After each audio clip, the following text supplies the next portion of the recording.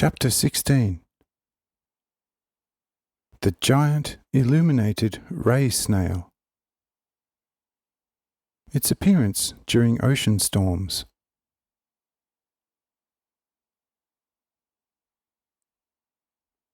This, the fifth snail, is the last in the order of the snails.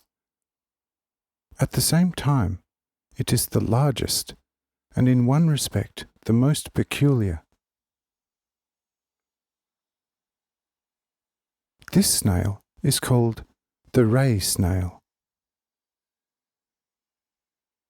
It is seen by the inhabitants of Saturn only before the most severe ocean storms, which we discussed earlier. Its shape is the most magnificent that you can imagine. In order to make a comparison, there is nothing on earth that is similar.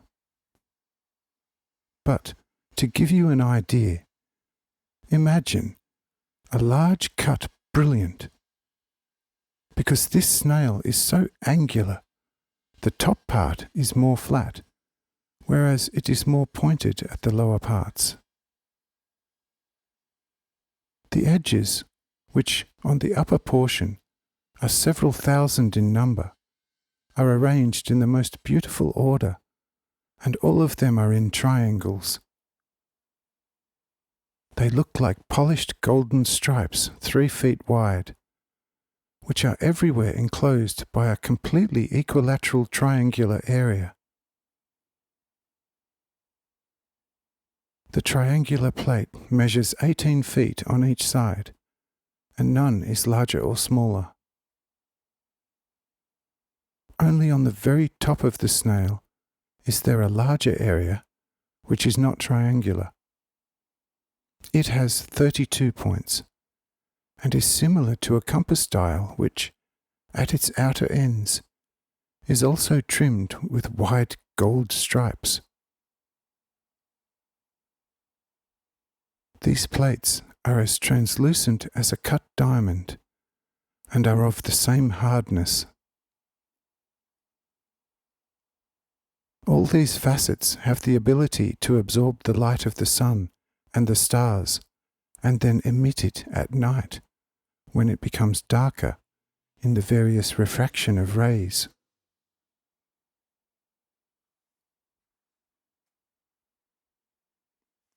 What is the size of this snail? While it is on the surface of the ocean, it could easily accommodate all the houses, streets, and squares of your capital city.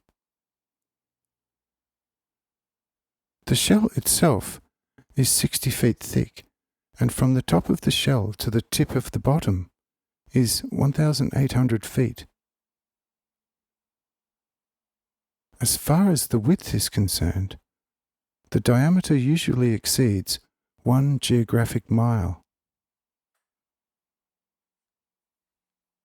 The opening of this shell is elliptical and has a diameter of 420 feet. The snail stretches its massive head, which is very similar to that of a walrus, through this opening. It stretches its head so far over the surface of the ocean, and mostly so straight, especially during storms, that on earth it could see over high mountains with ease.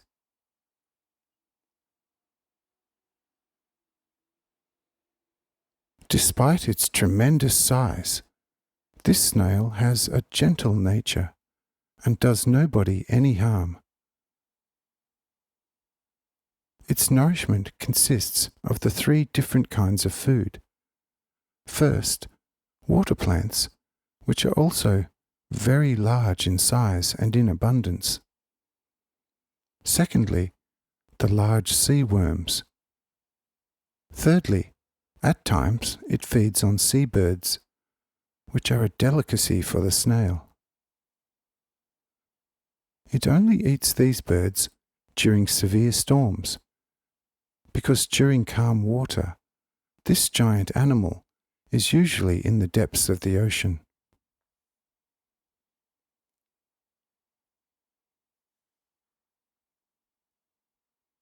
On a dark, stormy night, when the snail emerges from the depths of the ocean, it often spreads such a strong light that an area of 100 square geographic miles on the ocean is completely illuminated.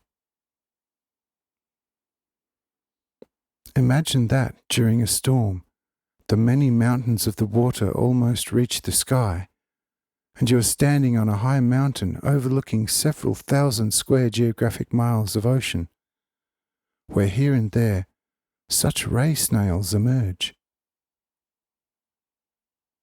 This will give you a small idea of the spectacle this view affords the people on this planet. It becomes especially imposing when several of these snails emerge in groups and raise their long necks above the surface of the ocean while they hunt for the storm birds that fly about. However, for you, using your terminology, such a sight would be gruesome and awfully beautiful.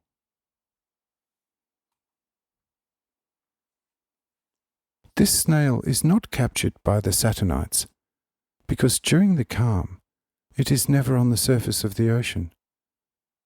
Secondly, the shell is too heavy to transport anywhere on land for a particular purpose.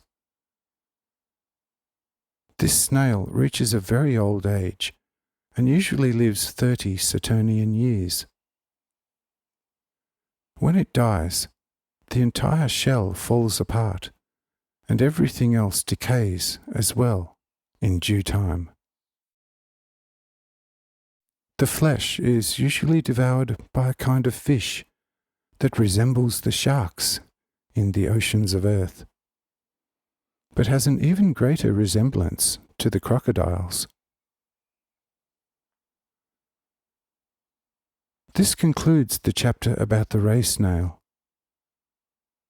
Here, too, awaken the power of your imagination, and with the help of the information given, you should be able to achieve a proper conception of this animal. In the next chapter, we will deal with the third group of crustaceans. But first, we will discuss the turtles. Note 1. In the original manuscript, there is no mention of this species of crustacean.